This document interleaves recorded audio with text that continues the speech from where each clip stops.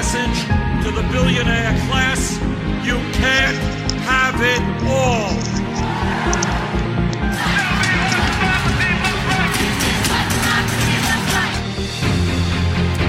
Yes, ladies and gentlemen, another week has gone by. This is The Evolution of Now. My name is Christopher Robinson.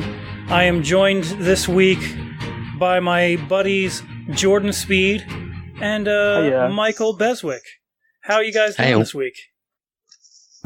The world hasn't ended yet, and somehow. Thankfully. Every day there's signs that it's going to happen. Yeah. Well, I mean, just this week, I know today even there's stories out where they're saying that Trump is actually going to end the Iran nuclear deal. So we have that looking forward to. Fucking mess. Yeah. Yeah, and I believe at the military dinner, there's sources that said he said something like, "This is the calm before the storm," and people are like, "What storm?" And he's like, "Well, you'll find out." You'll see. It's going to be big league. Yeah. It's going to be great. Yeah. Which is absolutely terrifying. It's stupid as hell, and I want to laugh at it, but it's terrifying. The President of the United States is a fucking moron, guys. Mm-hmm. Like, yeah. I don't know if you guys have gotten that from our show so far. But I worked that out. I mean, I didn't really know Trump before he started running, but when he did that first speech, I was like, geez, this guy's stupid. Let's hope he doesn't become president. Oh, God. Shit. I've heard him in popular lexicon, as it were, for a number of years, just because he's been a very prominent figure in America Donald Trump for a while. He's the guy who does that TV show, isn't he? Yeah, that kind of thing. It was, what is it? I don't know, some boss thing. I don't fucking know the actual name of the show off the top of my head. The Apprentice. The Apprentice, yes. That's right. Yeah. And if you actually look back, there was a movie that he was in, super popular movie. What was it? Home Alone? Where he went to New York City. Donald Trump actually debuts in that show, or maybe not debut, but he... I believe, I think it's just like a small scene. Yeah, he it's a walks small in scene where the kid walks up to him or something, and Trump points him somewhere. Yeah. I don't know. Inside of some hotel or something. But yeah, it's really interesting. That man is now president of the United States. Guys, it gets even worse. So Trump even made a cameo in a softcore Playboy pornography film. Oh my God. I'm not Jordan, lying, guys. please. I'm Jordan, seriously not lying. Please don't even. Oh God. Don't finish that. Anyway, Michael, you were going to bring up some news from this week about Theresa May. This one is actually genuinely funny, not completely world-endingly terrifying. So, the Conservative conference was last week. I talked about a little bit about the Labour conference and what they were talking about. The Conservative conference was this week, where the Conservatives talk about what they're going to do for the next year. Attendance was kind of hilarious. There's loads of empty seats in the audience, and I was playing a game with a friend of mine. Spot the not white person. There was one Sikh in the audience, and the cameras would pan over now and then. He'd be like, "Can you see him? Can you see him?" Was there actually someone there that was? Yeah, there was one Sikh guy in the audience, and a ginger. So that's Tory diversity for you. But yeah, Theresa May they had met their quota, and that's it. That's all you need. Yeah. Right? She had this... it's like a bad 80s film. First off, she's doing her speech, and in the UK, when you finish working for someone, you get your P45 through the post. Normally, a couple of weeks after you finish working, you'll get your P45 through the post. It's a form telling you how much you've worked, how much you've been paid, how much taxes you've paid. I guess it's sort of similar to like what a pink slip is here in the United States. But if you're fired, you'll get your P45 right away, because... the company will just give it to you, so they don't have to deal with you anymore, basically. Yeah, essentially that's what the pink slip is here, when it's the popular thing with like TV and movies and stuff. Yeah. The boss will call you in and give you a pink slip. Yeah. So someone at her speech actually gave her a P45 and says, "This is from Boris." Boris who's Johnson, the main contender right? who's the main contender for the leadership. Even better though, as she's doing her speech, she's got this sign behind her that says, building a country that works for everyone. And the letters started falling off the sign as she's doing the speech. My God. So they can't even run a conference. These guys are in charge of Brexit negotiations. They can't put on a conference. These guys are running the nation, and they can't even get someone to, like, hot glue something to a backdrop. I feel really bad for the poor intern who put that sign up. I can just imagine him, just the letters falling off and... The utter panic in that guy. Dave, did you put that sign up? Yeah, I'll get my coat. The conservative sign makers are neither strong nor stable. Kind of like what the reasoning on the P45 was, because you were talking about how if you blow up the image, because this was actually broadcast on actual TV. The person actually got the paper on TV in America. I've noticed you have big stages and stuff, right? And it's like a stage, like a theatre stage kind of thing. In the UK, it's a little bit different. It's just like a function room. So she stood there at a podium, and the audience is, 10 foot in front of her. So a guy from the front row gets up, literally walks up to the podium and gives it to her. And it's right in view of the camera. And she took the paper off him. Good look at it too. Yeah. She took the paper off him and put it down. Yeah, I'm guessing she just didn't know what to do at the time, so she just sort of took it, put it down. The camera got a really good look at it, so someone blew it up, and on the form it says reason for termination: neither strong nor stable, which is amazing. It turned out to be some comedian guy who managed to get into the Tory conference somehow. But it was awesome. I mean, the content of the speech as well was stupid.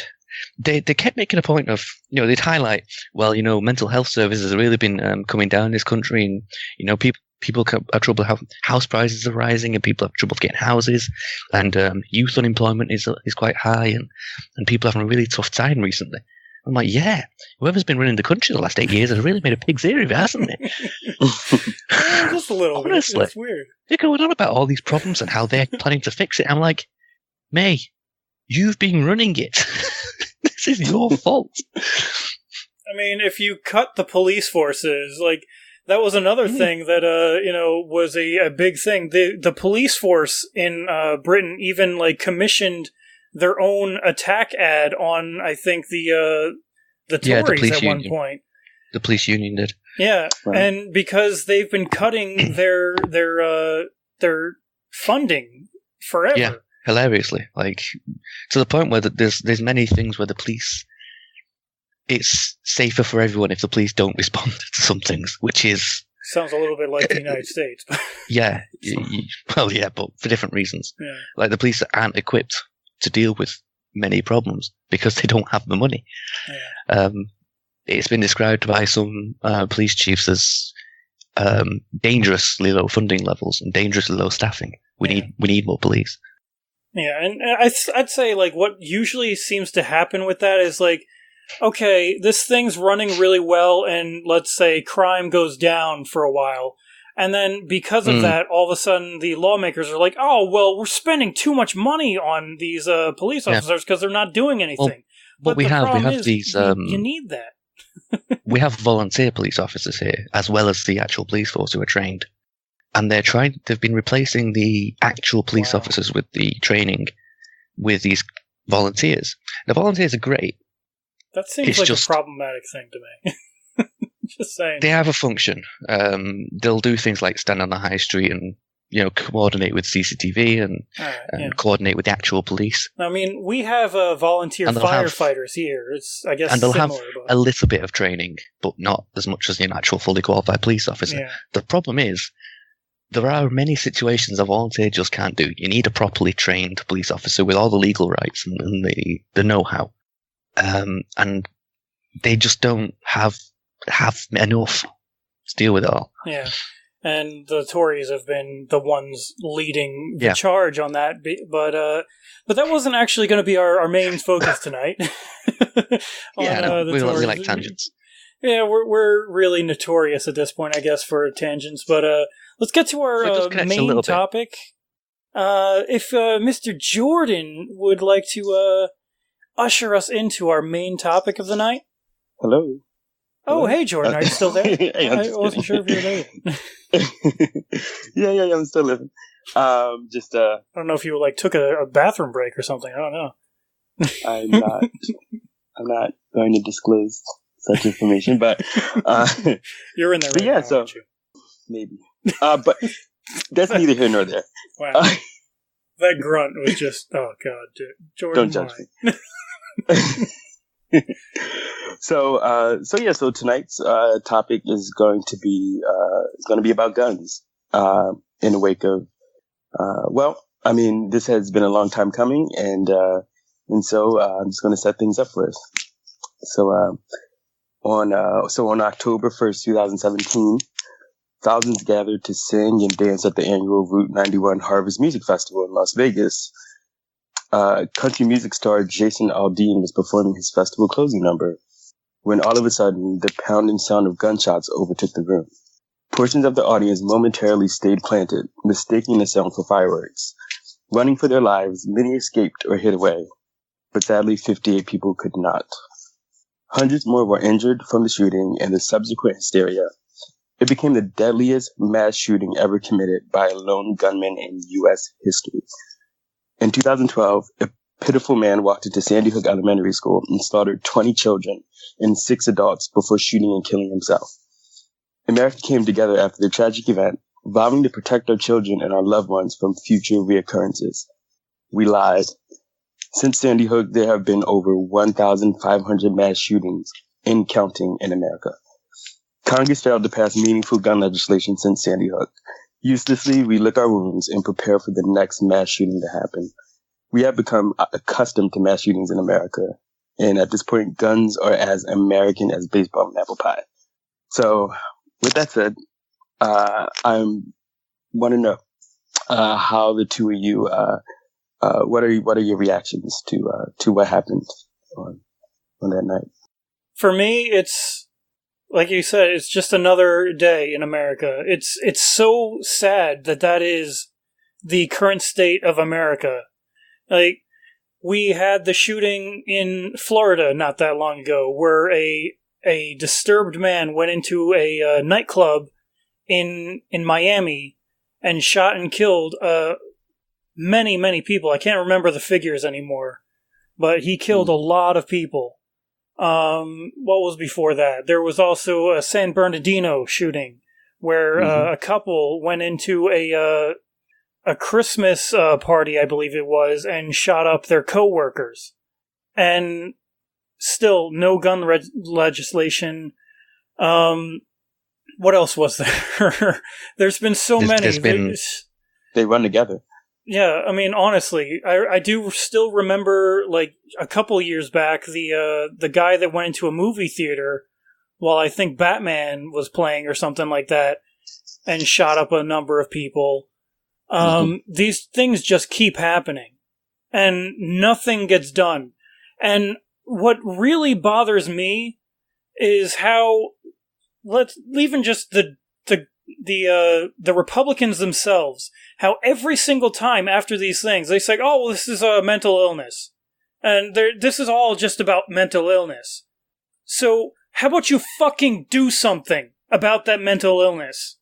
Why is there nothing we can ever do? You know, like, there are ways that we can attack these issues without, infringing on every single person's right to own a firearm in this country.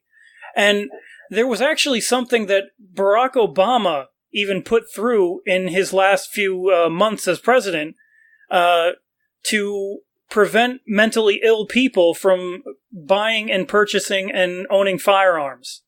And guess what the GOP did in February of this year? They got rid of that already. Now, that's what this whole thing says to me, these people on the Republican side just do not give a damn about these issues. They just try and push it away and then just try and legislate for more and more gun deregulation. And right now, the current trend in the Republicans is another bill that they're trying to push, which has a part in it that allows silencers to be more easily purchased by people. And that's something that they were going to try and push again soon, but since this mass shooting just happened, they're going to postpone it again. Because this was actually supposed to be voted on back a few months ago, but at the time, a congressman named Steve Scalise, who is a Republican, was actually shot by a gunner or a shooter at a baseball practice. And so they tabled this bill, and they were going to bring it up again. It's the SHARE Act is what they called it. And it was the Sportsman Heritage and Recreational Enhancement Act. And part of that was a provision that was called the Hearing Protection Act. And that was going to make it easier for them to sell suppressors. What do suppressors do? They make weapons much, much quieter. You know, they don't silence them completely. They make them much quieter. And this is the kind of shit that the Republicans are still trying to push. Well, Chris, why don't they just wear the head things, the earplugs, I don't know what you call them, the giant headphone things. Yeah. Right. Well, I mean, it's funny you say that because the Republicans have their guise is that this new provision will protect hunters and their hunting dogs from hearing loss. Like, I could be in a bubble, but I've never heard that as being a problem because there are muffs in order to prevent that kind of thing, right? Yes, absolutely there are. And whenever you're at a firing range, you'll absolutely be using those because you're in a closed space with a bunch of other people firing weapons. You are required when you're shooting at those shooting ranges to wear those things at all time. And this is something that you can use. Now, I want to bring up this quote from a Republican idiot in Congress right now. His name is Jeff Duncan. There's two people here, Jeff Duncan and John Carter. Duncan said in a statement, "My hearing has been damaged because of gun noise. Had I had access to a suppressor, it may have protected me, as well as millions of other Americans from this sort of hearing loss." How about you buy those goddamn fucking things and put them on your ears instead? You moron. This is just another way to deregulate guns. Yeah, it's like, hey, you know what the problem with all these guns? Hearing loss. Yeah, we need to fix that. Like, it's millions of people are suffering from hearing loss because of guns. No, idiot. Millions of people are suffering from dying from these things. Yeah. What seems to get me is that gun control legislation seems to be really popular in the US among people, but not among the politicians for some reason. The politicians are split down party lines, but people in general are like, yeah, of course we should have some more gun control legislation. And it's something like, was it 60% of people that are actually gun owners? A lot of people aren't actually gun owners. And most of them also support gun legislation. So it seems to be one of those issues where everyone's for it except for the politicians. Yeah. Right. Mm-hmm. And I think... Yeah, go for it, Chris. I was just going to say, I had some numbers on some specific gun control policies that are actually popular. Preventing the mentally ill from purchasing firearms, or guns, it says in this thing. With Republican-leaning and Democrat-leaning people alike, 89% of people think that preventing the mentally ill from purchasing guns is a good idea. And like you just heard me say earlier, the GOP has actually struck down one of those regulations that the Obama administration put into effect at the end of his term. And there's also barring gun purchases by people on no-fly or watch lists, like the terrorist watch list. 82% of Republican-leaning people are in favor of that. 85% on the Democrat side are in favor of that as a method of regulating guns. Background checks for private sales at gun shows and at gun shows. 77% Republicans say that is something that they would support. 90% of Democrats would support that. Banning assault-style weapons. 54% of Republicans, 80% of Democrats. Creating a federal database to track gun sales. 56% of Republicans, 84% of Democrats. Banning high-capacity magazines. Now the Republicans start losing it at 47%. Would be in favor of that on the Republican side, and 79% of Democrats are in favor of banning high-capacity magazines. And there's a few others, and it's very much diminished on the Republican side, down to like 20-something% and lower on, let's say, allowing concealed carry in more places, allowing teachers and officials to carry guns, shortening waiting periods for buying guns legally, allowing concealed carry without a permit. Those are all very much lower on the scale for them. That final, and actually the final one you just mentioned, allowing concealed carry without a permit, that's the more eye-opening figure for me, because 30% of Republicans support that, which means that they believe 30%, which is, 3 out of every 10 Republicans. It's not insignificant. It is. Believe that you don't need a license to at least have one on you, as long as it's covered up. Yeah, but if you're looking at this actually, allowing concealed carry without a permit, only 30% of Republicans are actually in favor of that, and only 10% of Democrats are in favor of that. Yeah, so that's actually a good thing. So 70% of Republicans don't think that's a good idea. So we're still in good territory there, right? So this seems to be very bipartisan, that the American people are actually in favor of a lot of gun control regulation. And it's just seemingly these Republicans, the Republican lawmakers, that are bought lock, stock, and barrel, without pun intended there, by the NRA. Right. Hey, that seems to be it. Go for it, Mike. Even, like you're saying, even 30%, it's a significant chunk, but it's still... That's still a minority of it's still the a rest vast of the minority. Yeah. I don't know where I was going with that. No, handguns... I think we need to draw a distinction between the legislation designed to prevent mass shootings and the legislation designed to prevent... So I can't talk all of a sudden. Sad. Other shootings. Because there seems to be two types, from what I can see. There's spur-of-the-moment shootings or single shootings, which sometimes it'd be people get into an argument, one of them's concealed carried, the argument's escalated and one's pulled out a gun and shot them. If there was no guns there, what would happen is the two people get into an argument. At worst, there's a fist fight. And they both live, few bruises. It's the guns being in the situation just makes the worst case scenario a lot worse. Yeah.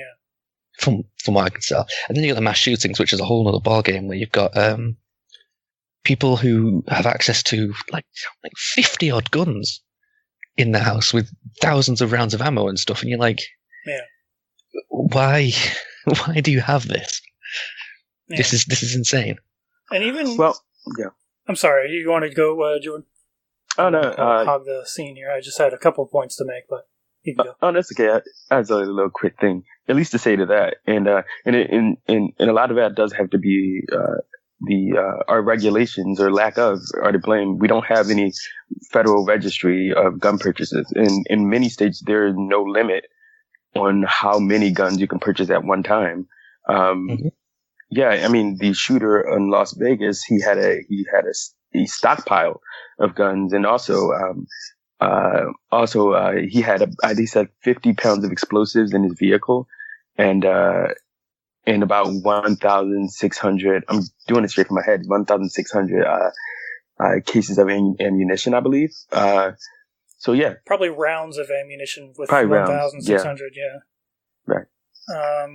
But yeah, I was gonna bring up though the fact that where is it? But like in regards to like situations that are made much worse when guns are involved, you need only really look at suicide even, because there's statistics here on this Vox piece that I will link in the description of this episode. Number 11 on here, because this is a list of different charts that show the problem with guns in America, really. Number 11 here says guns allow people to kill themselves much more easily. It shows the percentage of fatal suicide attempts between 1990 and 1997 using cutting, like cutting your wrist or something like that. Only 5.1% of the people that tried to commit suicide by cutting themselves were actually successful. 7.4% of those that tried to poison themselves were successful. Now, here's the hard truth. 96.5% of all the people that attempted suicide with a firearm killed themselves, were successful. 96.5% of them. Yeah. And that's something I was reading about. The first indication you often get that someone is that in that place where they are going to commit suicide is when they try to commit suicide. Yeah. So when there's a gun around, it's really easy for them to be successful, and you can't help them once they've been successful. But if there's no gun around, it's much less likely they'll be successful, and or even attempt in the first place. Yeah, and then you can help them, hopefully. And like this shows, even people legitimately trying to cut themselves to kill themselves, they couldn't do it in like 95% of the time. Only 5.1% of the people that tried to do it that way actually succeeded. And 7.4% of people were able to poison themselves to death. Yeah, I think that's amazing to me. The big difference here is that with a lot of them you can back out. Like if you decide actually you don't want to do this, you can go to a hospital or whatever, and you'll survive. Or if someone finds you, they can help you out, and you'll survive. Yeah. Whereas with the gun, it's fairly 1 or 0. Yeah. When you're trying to commit suicide with a gun, the most natural way that's going to happen is you're going to aim for your head, right? And so when you blow a hole in the side of your head, there's not very much that anyone can do at that point to save you. Like even a hospital, if you were able to go to a hospital, like within like minutes of it happening, I don't know if they'd even be able to you're probably just going to be dead instantly. Exactly. So that as well, like, is one of the reasons why firearms just make it so much easier to actually kill yourself. And I'm going to give you some very hard honesty from my own personal life. I've had times where I've been really, really depressed. And I've had those suicide thoughts in the past. And I'm sure if I did own a firearm, at times it's possible that I would have attempted it. I don't know. I don't know at this point. Obviously, at this point now, I'm a little bit better than that. But I do know I've had times in the past where I've really struggled with that myself. So I do know that the ease is there, and that will, in some instances, really change the dynamic of whether you're actually going to go through with it or not. Right. So that's my personal, little tidbit of it. I identify with that. I mean, yeah. I mean, I've had my bout with depression that, it gets to the point where it's like, you can't even picture yourself existing in the next few hours. But one thing that's very notable, and which I can probably, which I'm very thankful for, is that, that states with less guns have, less, gun related suicides. and New Jersey does happen to be, I think, second behind Hawaii for states with the least gun owners in all of America, which is really nice. But yeah, there's actually a Pew study done on the amount of guns a state, and the amount of gun owners a state has, and the amount of gun related homicides that they have, and it's 1-to-1. Of course, you can imagine that the more gun owners there are, the more gun related homicides there is, and so and also that lends to suicides as well. So this whole idea of saying guns don't kill people do. It's I mean, it's very, I think it's a very ignorant statement in the first place. And also, one of those things, isn't it? It's fundamentally true, but it's not really the point. Exactly. Yeah. Exactly. Right. Because guns can encourage how a person thinks and a person's actions in that very moment. And if that wasn't a factor, then things would be a lot different. Yeah. There's definitely a lot of situations where a gun makes things worse. Like, let's go back to George Zimmerman. If that man wasn't carrying a gun while he was following Trayvon Martin, I don't think he would have actually done anything to Trayvon. Because that gun was in his possession, he already felt powerful enough to go and confront this person. Or at worst, like I say, at worst he gets beat up. Yeah. And that's the end of it. Trayvon maybe gets charged with assault or whatever, but then, that's just over there. No one dies. Right. Yeah. But my point is, though, I guarantee you, Zimmerman would never have even, approached the kid if he didn't have that gun on him. That was what gave him the courage, as it were, to go up to that kid, because he knew he had an ace in the sleeve, as it were, where he had the gun. He knew he had a gun, so he could do anything that he needed to get out of that alive himself. So it makes people much, much different when they have those guns on them. Definitely. And just, if there are people listening and thinking, hey, maybe it's just a coincidence that the states with the highest amount of guns, happen to have the, highest level of, gun-related homicides and suicides. But just to correlate that with a country who actually had a problem, except they rolled things back, and now they're starting to see, and they've seen very positive things since then. And that's Australia. In 96, Australia began a buyback program for their guns. And since then, there have been a 50% reduction in firearm homicides and 74% reduction in gun-related suicides. So, the number, it's right there. It's very evident. And it does have to be a federal thing, though, because you get problems like Chicago, which has quite strict gun laws in itself, but the states around it don't. So while it might have strong gun control, if you wanted a gun, you go over state lines to neighbouring states with less gun control, get one there, and then bring it back in. So it has to be a federal countrywide thing. Yeah. Otherwise, there really is no point. Very, very good point. I also wanted to talk a little bit about the history of guns in this nation as well, if you guys were interested in indulging in that a little bit. Yeah, definitely. I wanted to start it out a little bit here with a little music from the 70s, as it were. This is a song written by, or I don't know who it was written by exactly, but it was performed by Lynyrd Skynyrd. And it was a pro-gun regulation song. They were relatively progressive in their time, I guess.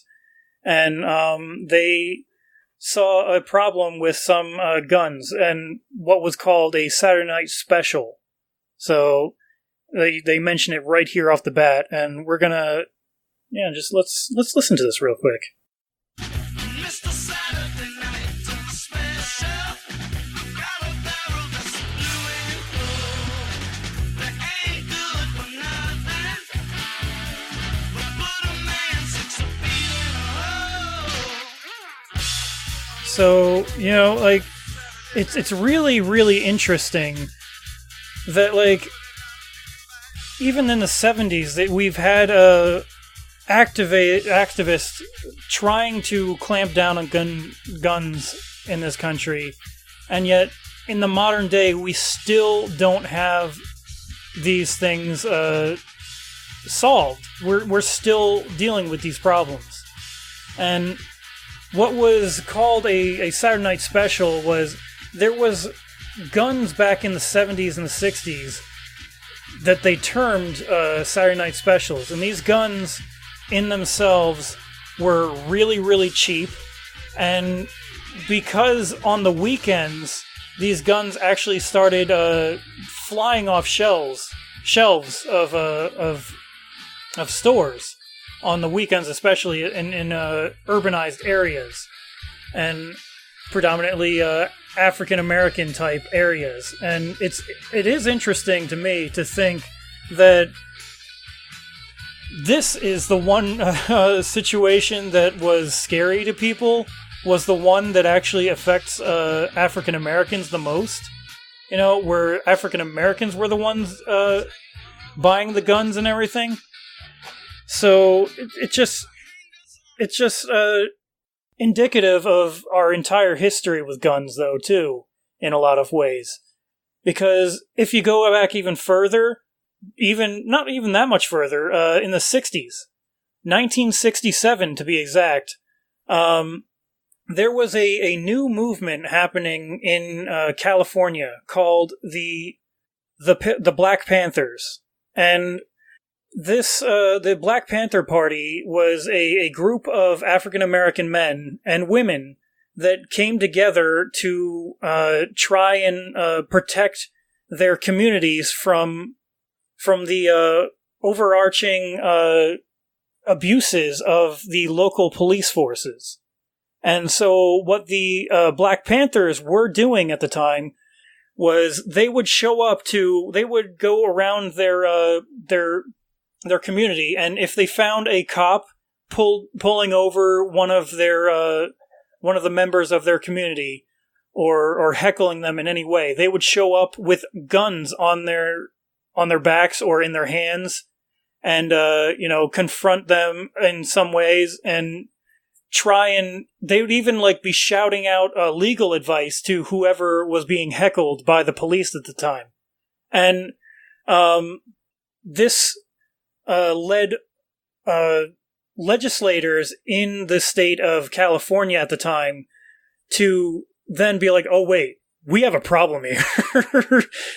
There's actual African Americans in the streets with guns, and they're intimidating the cops now.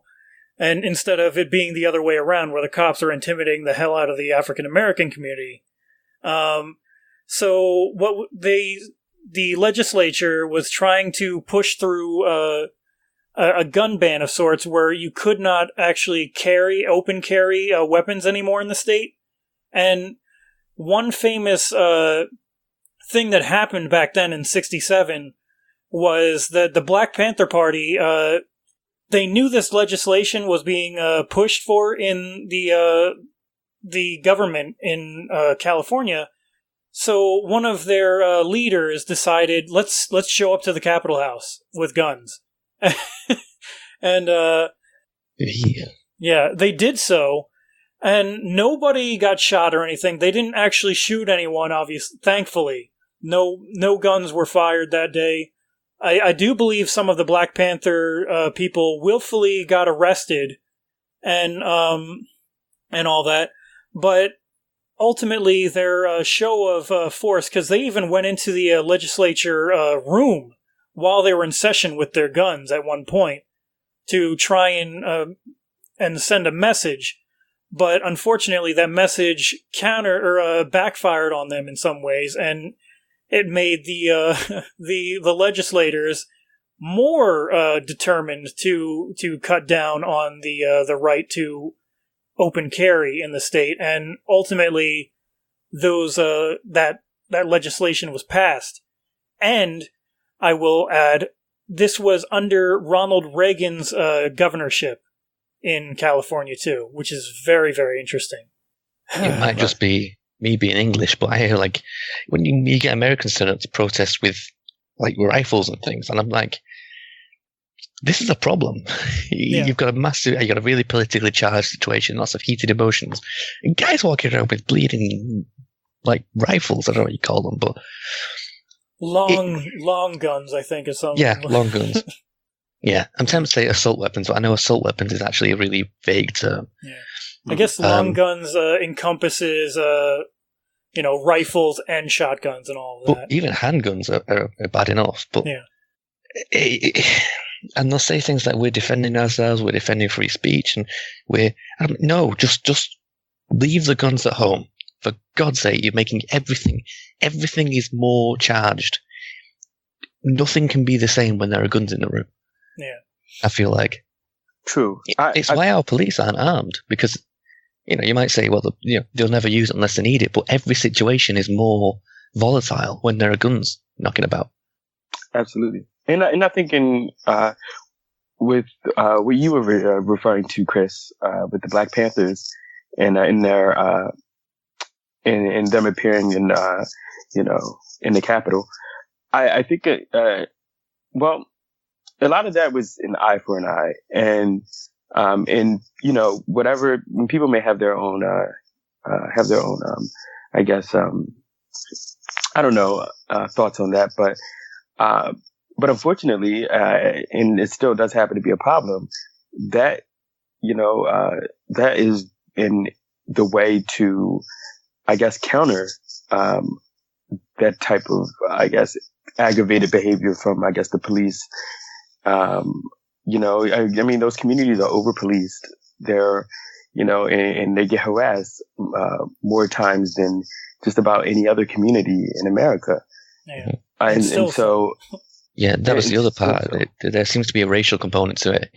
It's guns are fine when white people are doing it, but as soon as black people start doing it, we got to put a stop to that.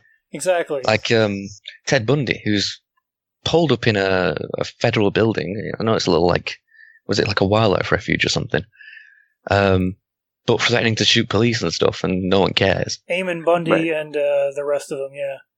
A black person who's not armed says the same thing, and he's demonized. He's a threat to society.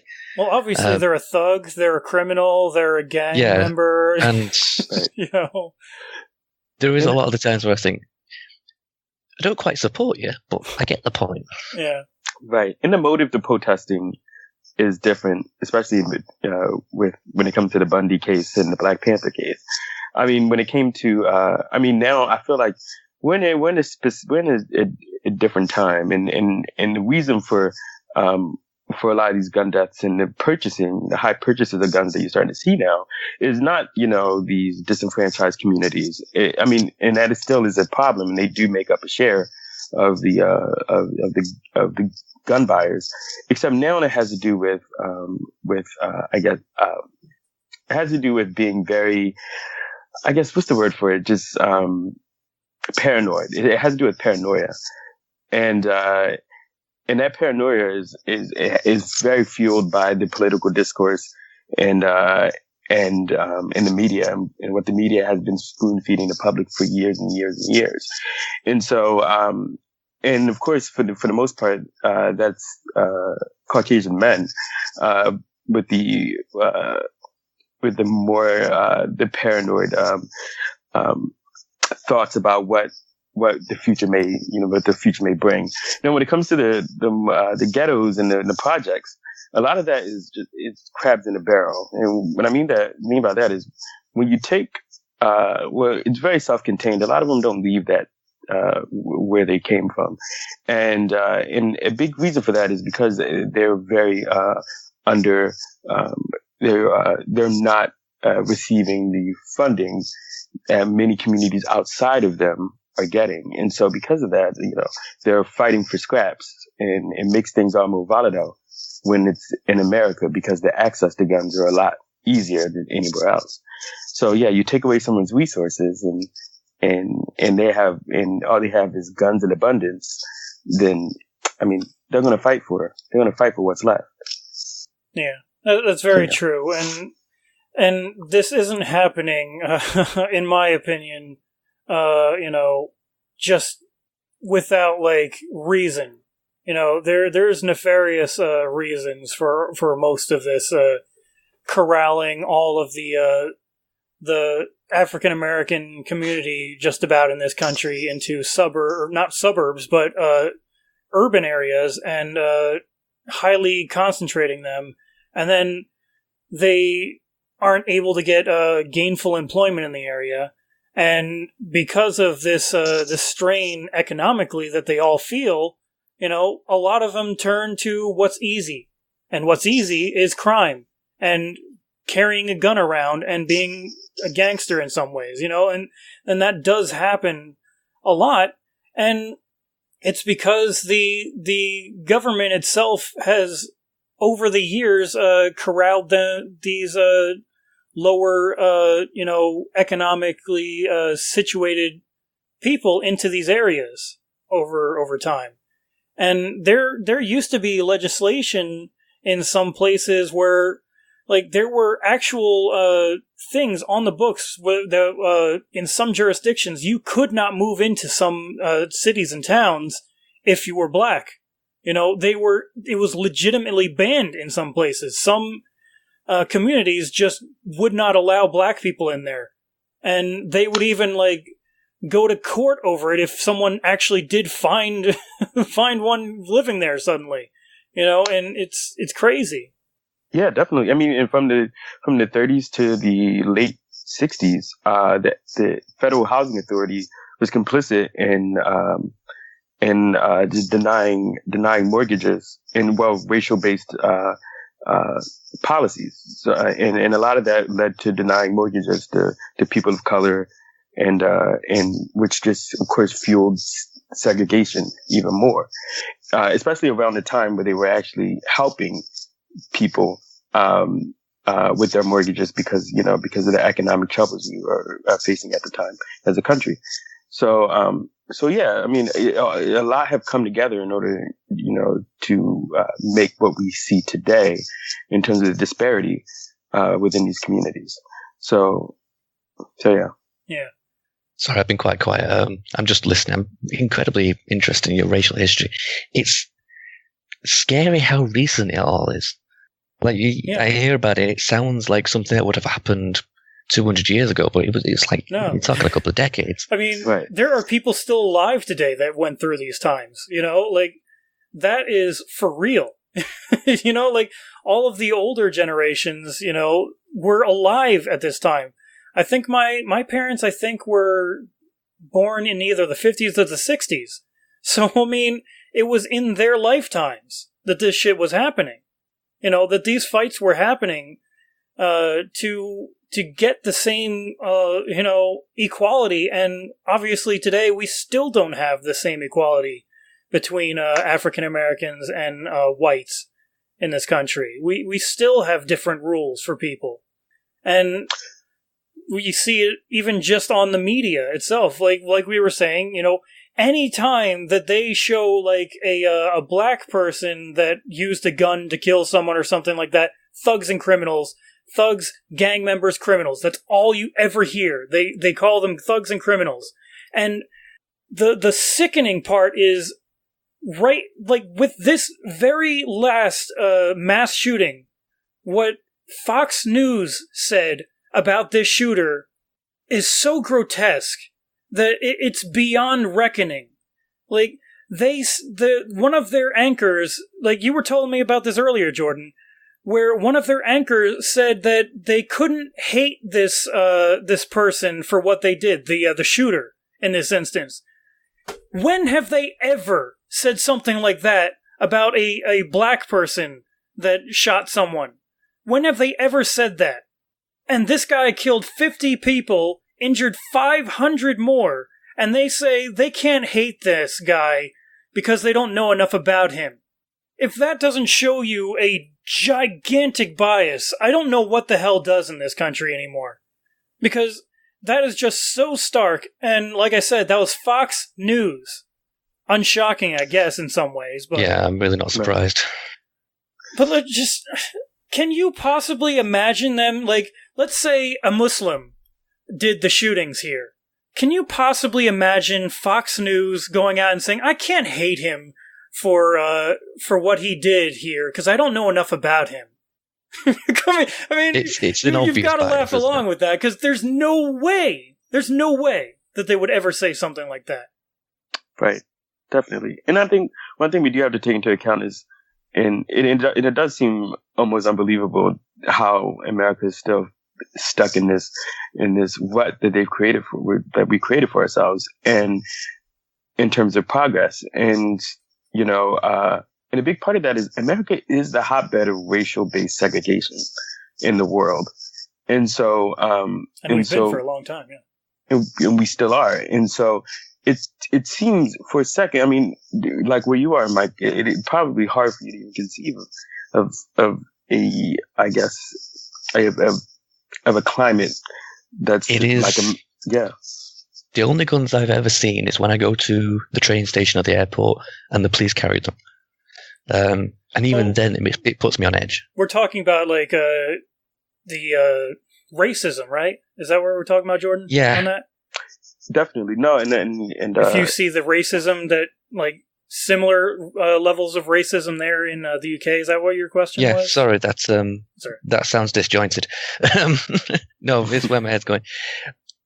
Because we have some problems, not at quite the extent America has, with racism in the police force. And I was just thinking through that, because our police aren't armed, you don't get the level of police shooting. Oh. So I'm sorry, that sounded really disjointed, like it came from nowhere, but it's just what was going through my head at the time. I mean, yeah. I know it does sound strange. It's like, the way I try and liken it to people is like our class system.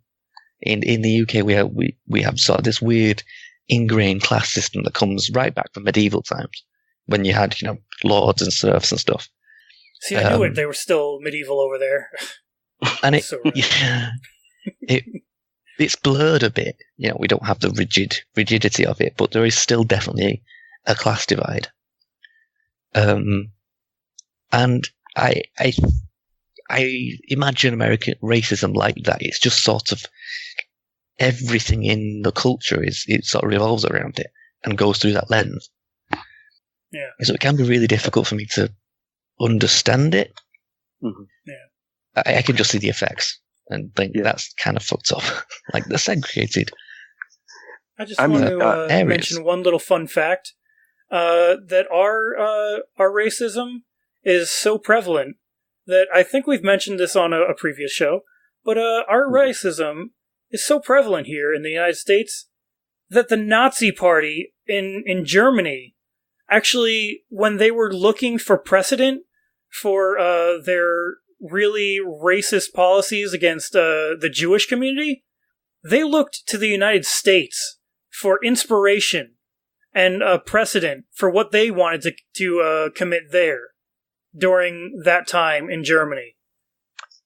Yeah. If that doesn't show you how much of a race problem we've had for centuries, even at this point, basically since the beginning of this nation and before the beginning of the nation, as it were, I don't know what else is, like, that in itself has to be something that needs to be a blaring red light. Wait a minute, the Nazis even looked at us for inspiration on what they were trying to do. Yeah, when the Nazis consider you an ideal, then you probably need to be looking at what's going on. Definitely. I mean, in Mein Kampf, Hitler made mention of the American segregation, and how there was kind of like a light in terms of, I guess, of ideas. Yeah. And, so, I mean, in Chris, you say, like, how could that, like, not make a dent in at least the perception and in the way that we at least address racism here? And it's because that's something that unfortunately, that's something that I just was made aware of this year.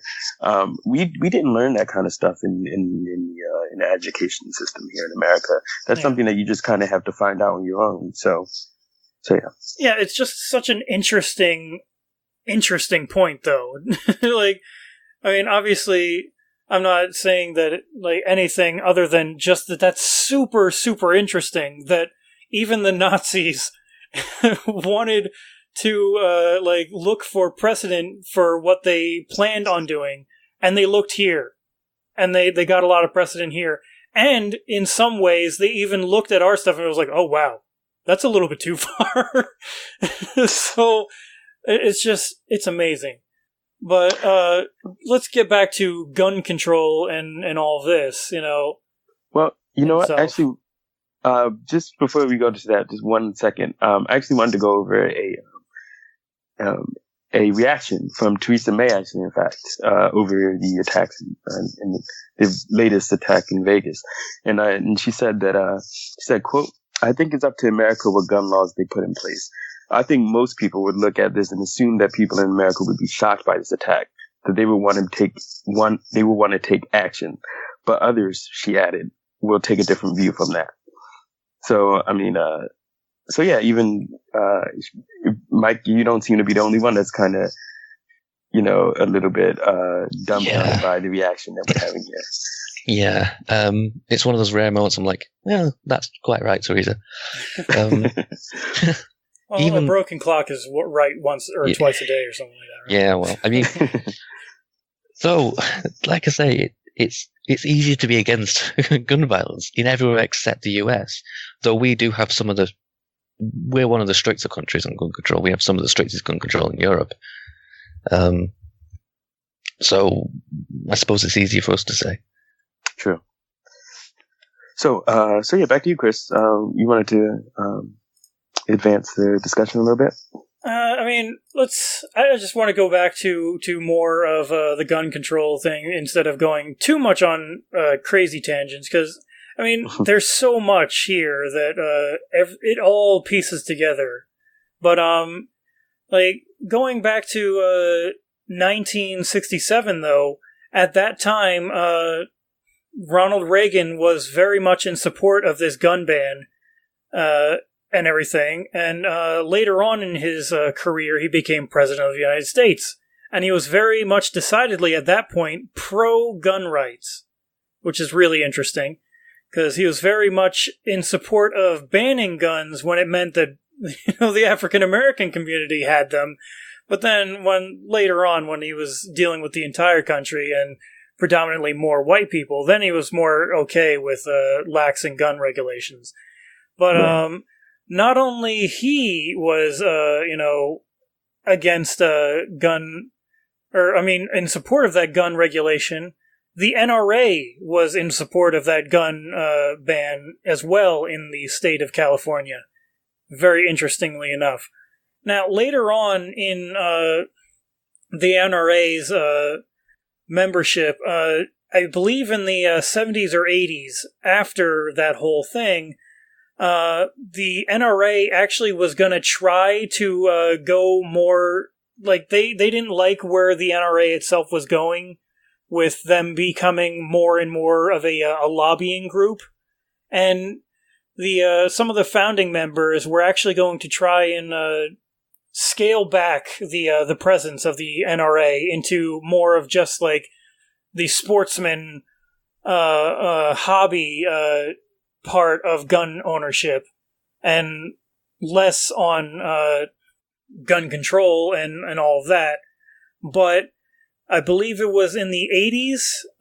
Where is it in here? I read it in this very, very long but very important piece from The Atlantic that I'll also obviously link in the description of this.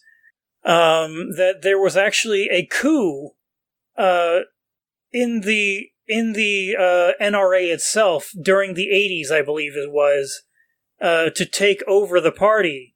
And they disagreed with that stance of going more towards sportsmen.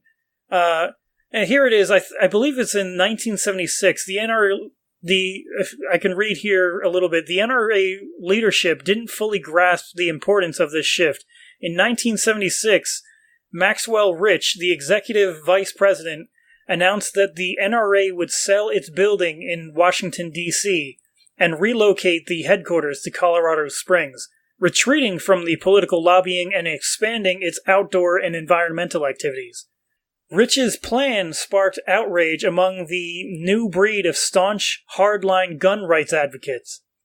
The dissidents were led by a bald, blue-eyed bulldog of a man named Harlan Carter, who ran the NRA's recently formed lobbying arm, the Institute for Legislative Action.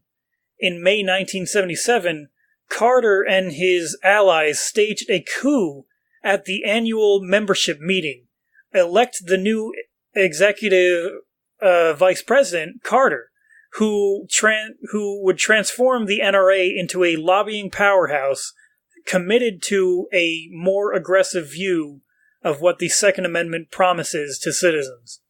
So, enter the modern NRA that is in the forefront of our government right now and legislating hard to make sure that our government does literally nothing for gun control. Mm-hmm. We have an NRA in the UK, and get this, UKIP wanted to deregulate guns and make guns more legal. The UK NRA opposed it. Wow. Yeah. It's almost as if the NRA there is actually just members that like guns, gun enthusiasts, whereas here in the United States, the NRA they're about is safety actually, and gun laws and stuff. Yeah, our Rather than just a NRA lobbying group. is more just it's basically controlled now by corporations. The NRA is that manufacture weapons. So unsurprisingly, they would be much more in support of deregulating guns because it means more gun sales for them. Whereas the UK branch of the NRA, I would assume, is probably much more just, like you were saying, gun enthusiasts that actually have human brains that can be like, yeah, there's a gun legislation that makes sense, gun regulation that makes sense. So, no. It just shows another difference between the two. Yeah, exactly. And following mass shootings in America, gun sales surge. I mean, and I'm sure it's going to... it's a weird effect. Yeah. Mm-hmm. Yeah, because people feel more threatened, which, in turn have them believe that one of the most effective ways to prevent being killed by a gun is by having one yourself. And so, and that's actually been a talking point by the right for a while now, which is we can prevent these mass shootings if only more people were armed to take out the assailant. And that also drove, different, legislative, ideas in tries, such as having teachers have guns on them in the classroom, and having students bring guns in university. So it's once again, a lot of this boils down to paranoia, and that has to do with the American populace. But when it comes to the government, when it comes to the people in power, it has to do with money, and that's where the disconnect comes from. And a lot of people who are one of the loyal subscribers to the NRA in America, and they have a rate of or they have about 5 million subscribers. To them, that's what this is all about. It's all about arming yourself in the wake of say a mass shooting or in a wake of a burglary. But of course, when it comes to the people in power and the people who actually run the NRA, all it has to do is money. And unfortunately, that haven't become evident to the millions of subscribers that they have. The only way to stop a bad guy with a gun is a good guy with a gun. That is something... Except it never happens. It never actually seems to happen. Yeah. That right there, though, that is a quote from the current head of the NRA, Wayne LaPierre. He literally said that. The only way to stop a bad guy with a gun is a good guy with a gun. How well did that work for our recent shooting? Now let's actually detail what happened in Las Vegas. There was a shooter in one of the top levels of a hotel room, shooting out rounds at a concert that was happening outside the area, right outside of his hotel room. How on earth would a good guy with a gun stop that bad guy with a gun at that situation? Like, let's take the narrative of the NRA to its extreme here for just a second. Let's say we have even just as conservative as 100 people in the audience of 20,000 people were in attendance at that concert. Let's say 100 of those people were good guys with a gun. What the hell do you think would happen if 100 people turned to the hotel where that guy's shooting from and started opening fire? Oh my god!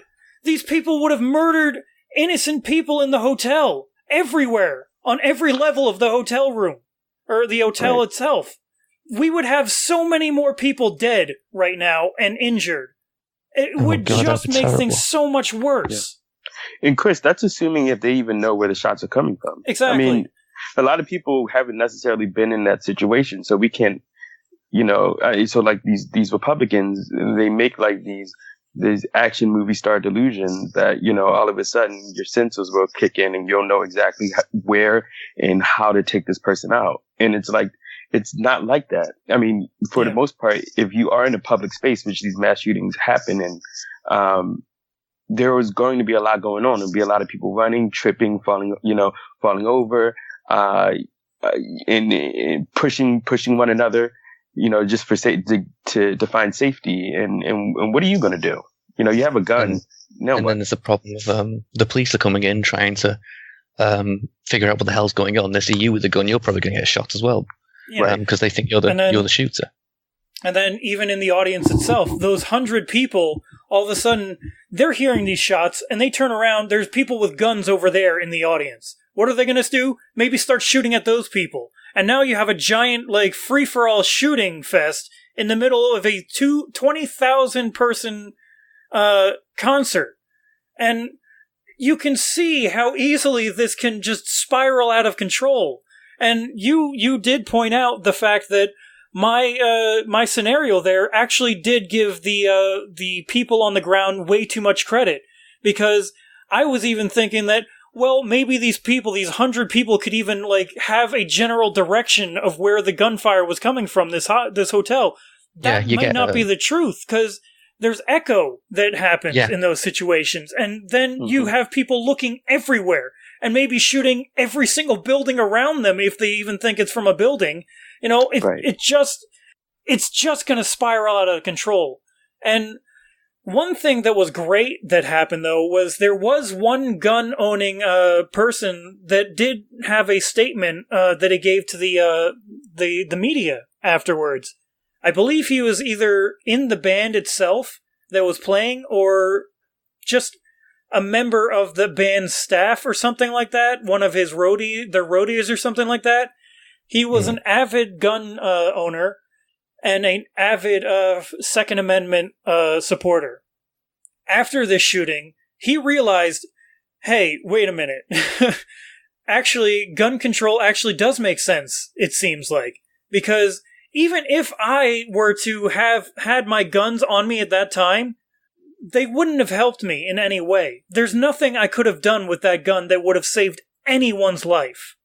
And I'm really glad that he came to that conclusion. It's a little bit late in some ways. Well, about time, It's better late than never, I guess we have to put it up to. Right. And let's just hope that it doesn't require all, people who are for who are actually in support of less gun regulation, to have to experience something like this in order for them to actually change their minds on the matter. Yeah. But also I have a very, I guess, a depressing figure on the public, support for gun control after high profile shootings. And this actually comes from a study from 2012. It's an older study, but it's from Pew. And it traces it follows the Aurora, Colorado shooting, Tucson, Arizona shooting, and the Virginia Tech one. And it shows that Tucson meaning Tucson. Tucson, that's right. Excuse me. Yeah, I was wondering what you meant there. Yeah, sorry. We're doing this last. So, all right, Bill O'Reilly. Do it live. Fuck it. So, but this chart here shows how it barely moves the needle, in terms of support for gun control. The only time that you actually started to see more people rally behind that was in 2007, which is when the Virginia Tech shooting happened, and 60% supported gun control, and 32% strongly disapproved of it. But since then, in 2011, with the Tucson, Arizona shooting, 46% support gun control after the shooting, and only 49% don't support it. And then, of course, it just stays stagnant, just like that, over, with the Aurora, Colorado shooting. So, this doesn't, and I think more sensible people would think that these type of events would make people second guess their stance on this issue. But as these statistics clearly show, that's not the case. Yeah, these statistics actually, yeah. Go on, Chris. I was just going to say that statistic in itself is measuring just the shift in views on gun control. Right. So it's not like that gun control, like people's views on gun control suddenly got worse after Virginia Tech and so on. It's just that these shootings, they are not shifting people's views as much as they would. Well, I was reading a study. It was actually for something else, but the study was looking at how your ideology affects what you read in statistics. So they had the way they did it. They had some statistics, and they told people it was about. I didn't read those statistics. Just saying. Huh. They told people it was about like a skincare cream, just a moisturizing cream, and how good it is at preventing skin problems. And then they told a second group it was about gun control and how effective gun control is. And what they found was the people with the skincare gave all about the same, the same. They came to the same conclusions about everything. It was, this effective and it either works or doesn't work, whatever. The people who they asked about gun control stratified. So the Democrats all says the gun control worked well, and the Republicans all says didn't work at all. So people's ideology actually skews what they read in statistics, which I think why the needle doesn't move at all, because they read the statistics and the partisanness takes over. So it's become much like, sorry to only slight tangent, much like things like climate change. It's an ideological thing, which really shouldn't be.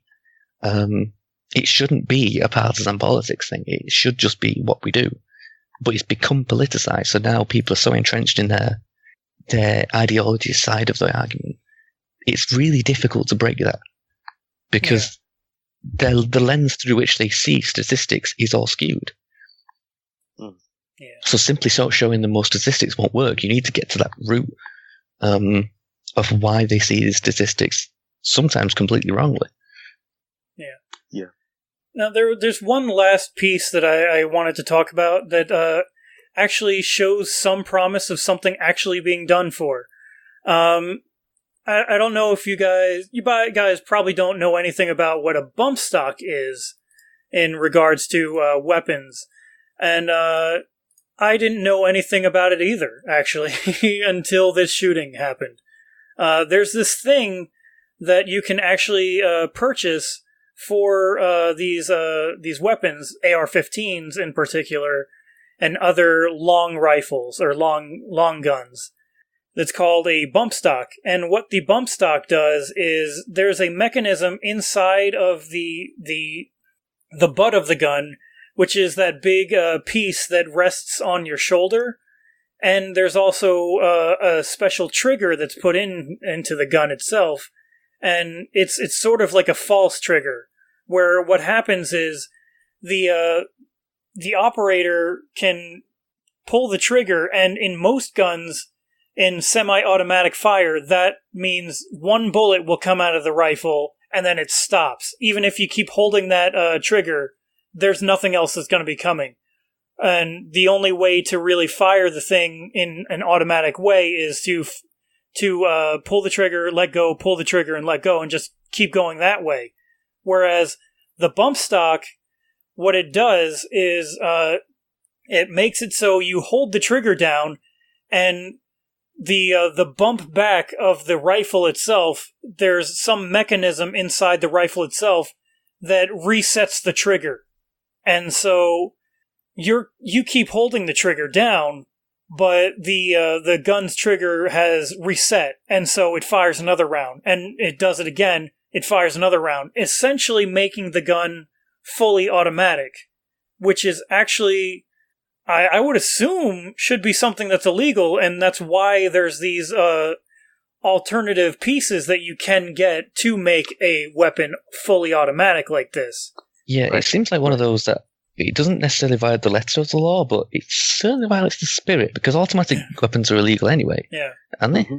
Yeah, they are. Yeah, and there's all kinds of different things that you can actually buy for a weapon like this. There's even like a crank that you can buy that will essentially turn your AR-15 into a Gatling gun. So you know how a Gatling gun they're turning a crank, and it's just pop pop pop pop pop pop pop. Where it's the same thing here with with one of the things that you can buy for an AR-15 right now. And there's a few other ways that they have made it so you can make these weapons essentially automatic and fully automatic. And not only that, but there are even like special magazines, which are the little piece that actually holds the ammunition itself into the rifle itself. The typical AR-15 can usually hold up to like 30 rounds. There's like 10 to 20 to 30 round magazines for these AR-15s.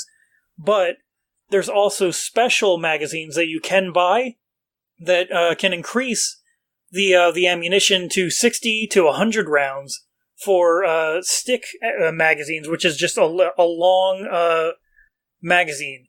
And there's also something, if you've ever seen a Tommy gun back from the gangster days, The big circle. It's a giant drum. Mm-hmm. Yeah, it's a giant round magazine. They have those for modern day AR-15s as well. And these things can hold more than 100 rounds. So... Oh, okay. Yeah, just take one of those high capacity, over 100 round things, put a bump stock on it, and you can sustained fire 100 rounds in a minute. You know, that's the kind of thing that the shooter in Vegas just did. Right, exactly. And he had multiple guns as well, so he didn't reload, he just switched weapons, I believe. Right, because that prevented overheating. Yeah, that's another factor in it, yeah. So all those things you just mentioned are legal modifications that you can have on your AR-15. And that's what makes it one of the most,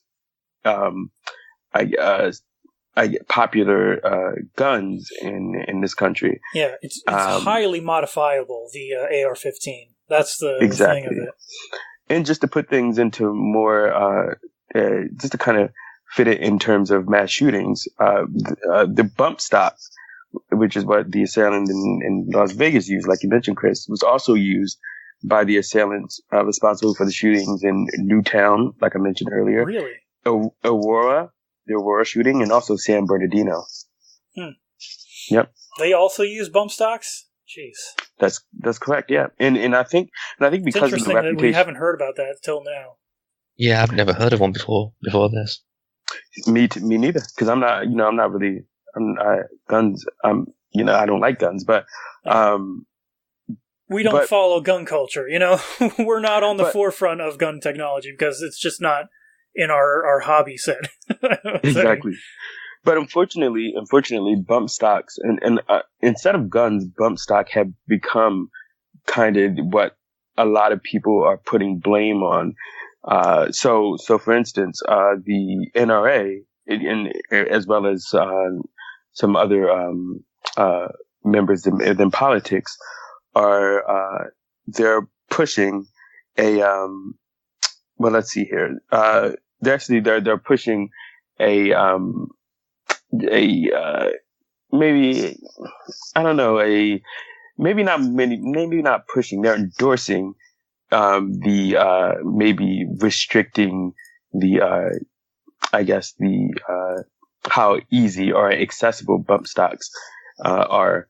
Yeah. So that's become kind of like the way many politicians are reacting to this.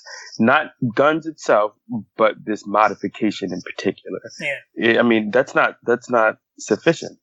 It's not for us, usually, no. On the left, it's not enough, usually. But, yeah, it is, like I was saying earlier, it is the one thing that we might actually see some change on. Republican lawmakers are now starting to maybe get on board with banning this bump stop kind of technology. Even the NRA itself has come out and said that maybe that the legislators should actually start looking into regulation. Gee, you think? Yeah, about like, bleeding time. Exactly. It's you guys in the first place that deregulated these goddamn things in the first place to where they are right now. But let's not think about that. But it's almost like one step forward and two steps back, because, like we mentioned before, they're already pushing a bill to, I guess, to make or to remove silencers from the list of regulated things. So it's sure. I mean, that's progress. Is it really progress? Yes. When it seems to be a step sideways. It's like better than nothing, but yeah, I mean, it's really, safe. is this the best you can do?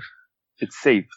Yeah, it's absolutely that one step forward, like two gigantic leaps backwards. Essentially, that's what always essentially gets what me it is Republicans say it's a mental health issue, which, okay, let's regulate mental health issue, or let's putting gun control aside, but let's improve mental health provisions. Let's Right. hire more psychologists, improve access to psychology, and monitor mental health patients better. Nope, can't afford that. You can't win. You can't. I mean, there's in light of trying to increase. I guess. Well, you hit the nail on the head. They're not addressing any of these issues, in which many may say go hand in hand. And so do you guys think? And I know, Chris, you'll probably be have a bigger reaction to this. Believe that something legislatively will come out of this latest attack. From experience, I'd say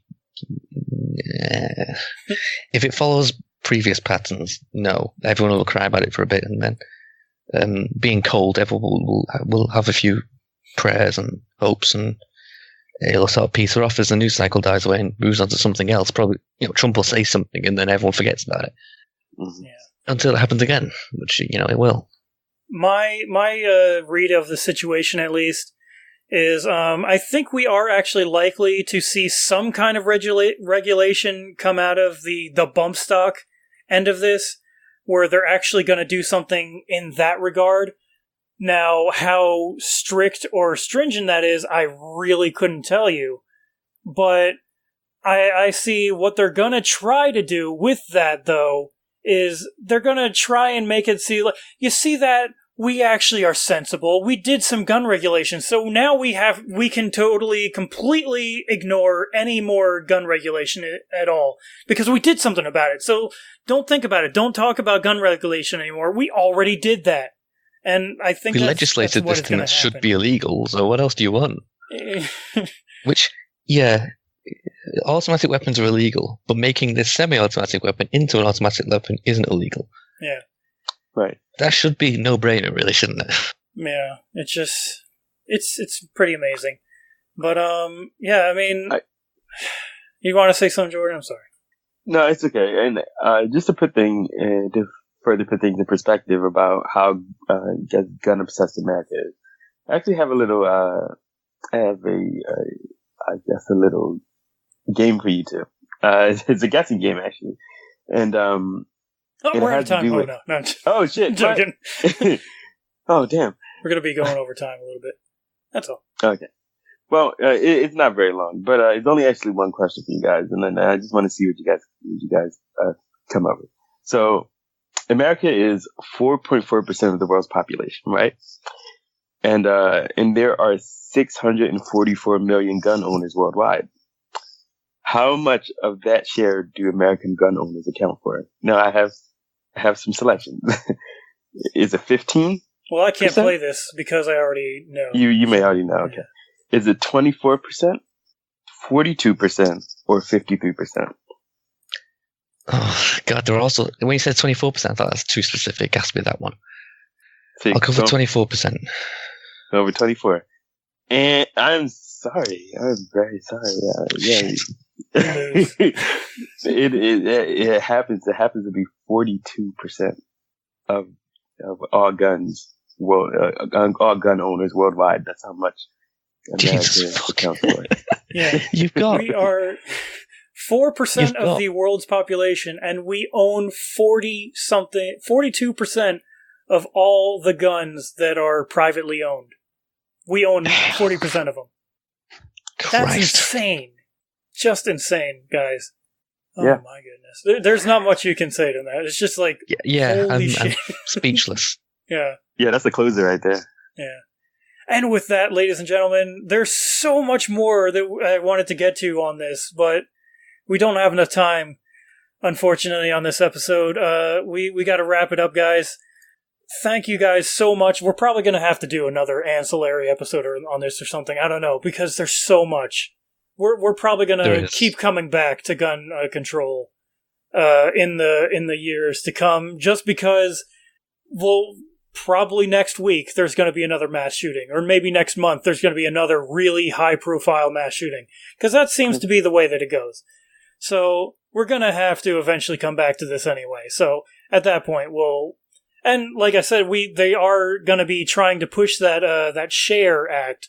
It's really nice how they made it sound so nice. It's the SHARE Act, and it's actually a bill that they're trying to make it easier for people to access suppressors for their firearms. In a conjunction to other things. But thank you guys for showing up this week. You can like us on Facebook at facebook.com/theevolutionofnow. You can email us your suggestions and comments and criticisms at theevolutionofnow@gmail.com. I have not gotten any emails from you guys yet. I almost feel like there's no one listening. It's weird. But no one likes us. But you can also possibly you could possibly go to patreon.com/theevolutionofnow and donate to our podcast if you like what you hear here, guys. And I really hope to hear from you guys on our email address. And you can even talk to us through Facebook at that Facebook group. So we really want you guys to interact. We want to hear your suggestions. We want to hear your guys' opinions and views on things. Because I really find it very, very important to have a wealth of opinions, not just ours, you know? Right. But with that, guys, thank you so much. If you guys have any words of closing? I do. I happen to.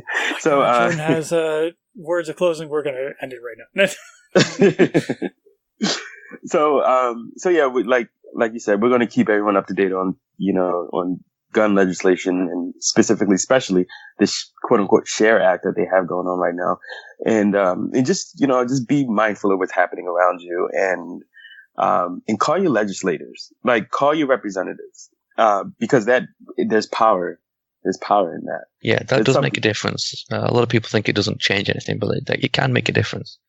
Definitely. And that's what makes the NRA so strong, is that they send out a newsletter and everyone's at attention.